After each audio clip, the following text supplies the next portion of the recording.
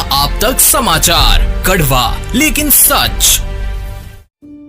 गहने जो सजाए हसीन लम्हों को, हजारों डिजाइन्स जो बने मुस्कुराहट की वजह, विरासत जो जगाए हर मन में विश्वास।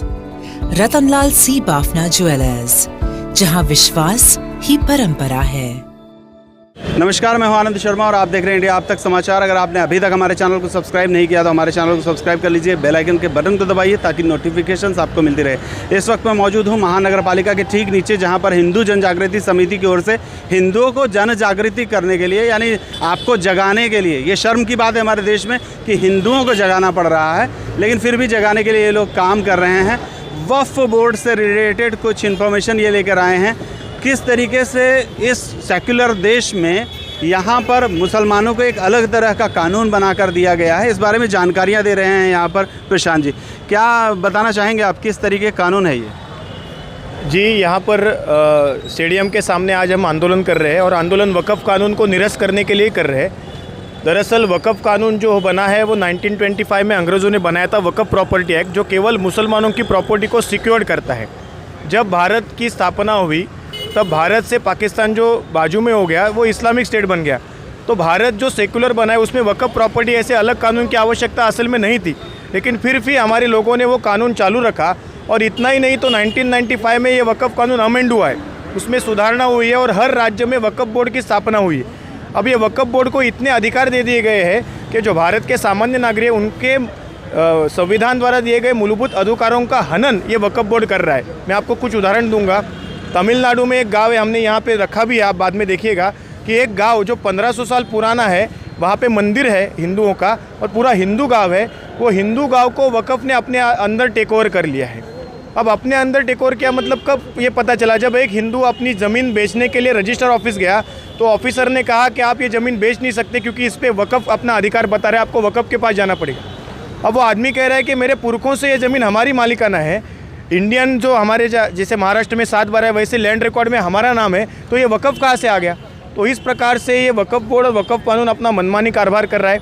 अब मैं आपको बताना चाहूँगा कि वक़्फ़ कानून के लिए कितने अधिकार दिए हैं। अब वक़्फ़ कानून के अंतर्गत कोई मुस्लिम अपनी प्रॉपर्टी को तो दे ही सकता है, लेकिन उसको अगर लगा कि ये हिंदुओं की दुकान या हिंदुओं की खेती है, ये वक़्फ़ की प्रॉपर्टी है, तो वक़्फ़ की हो गई। अब वक़्फ़ अधिकारी या वक़्फ़ जो बोर्ड है वो उसको नोटिस देगा। नोटिस में 3 ऑप्शन रहेंगे, या तो ज़मीन खाली करो, या उसका भाड़ा दो, या फिर आप उसके मालिक हो, या हमें सिद्ध करो। इस प्रकार से उसमें दिया जाएगा। प्रशांत जी, अभी हम महानगर पालिका के सामने हैं, क्या ऐसा कानून में है कि कोई आकर अगर कहे कि महानगर पालिका की ये ज़मीन वक्फ बोर्ड की है तो उसके ऊपर कोई दावा होगा? जी बिल्कुल, क्योंकि हमने ये आंदोलन देने से पहले कुछ अधिवक्ताओं से जो कानून के जानकार हैं उनसे बातचीत की, तो उन्होंने कहा इस कानून में इस प्रकार से भी प्रावधान दिया है कि प्रिज्यूम्ड, मतलब किसी के मन में आया कि ये ज़मीन वक़्फ़ की है तो वो वक़्फ़ की हो जाएगी।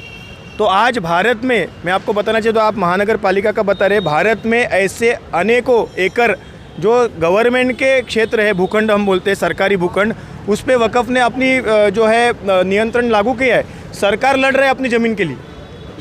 और मैं आपको और एक बात बताना चाहूँगा, ये वक़्फ़ का कानून भू माफिया की तरह काम कैसे कर रहा है। भारत में सर्वाधिक जो ज़मीन है वो इंडियन आर्मी की है, लगभग 18 लाख एकड़ ज़मीन। उसके बाद इंडियन रेलवे के पास ज़मीन है भारत की, वो लगभग 12 लाख एकड़ हो गई। वक़्फ़ के पास आज तीसरे नंबर पे वो है, 8 लाख एकड़ से अधिक ज़मीन होने की आशंका जताई जा रही पूरे भारत में। आप सोच सकते हैं किस प्रकार से इन्होंने किया। आपको बताओ, जलगांव में एरंडोले पांडववाड़ा बहुत पुराना है, पांडवों के ज़माने में वक़्फ़ था ही नहीं, लेकिन वक़्फ़ ने कहा पांडववाड़ा जो है वो हमारी ज़मीन है।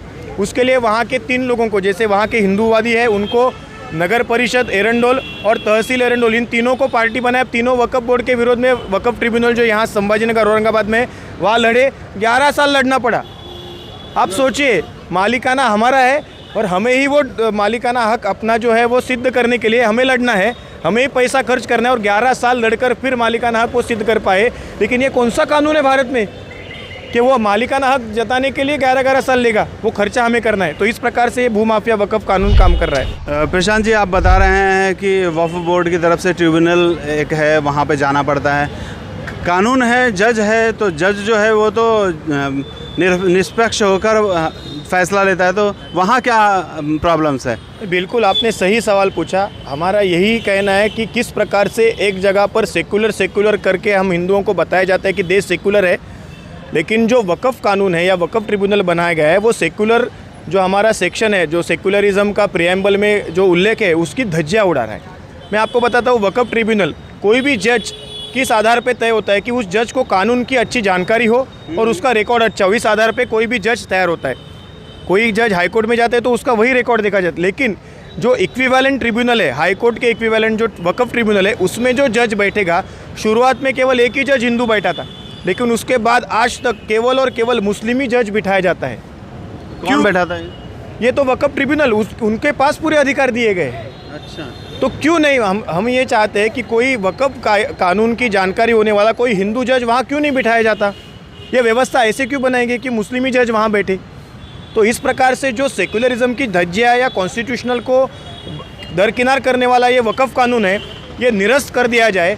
और हमारी तो ये मांग है कि जब ये कानून बना संसद में, तब संसद में जो कानून के रखवाले या जो लॉ मेकर्स है उन्होंने इसका विरोध तब क्यों नहीं किया?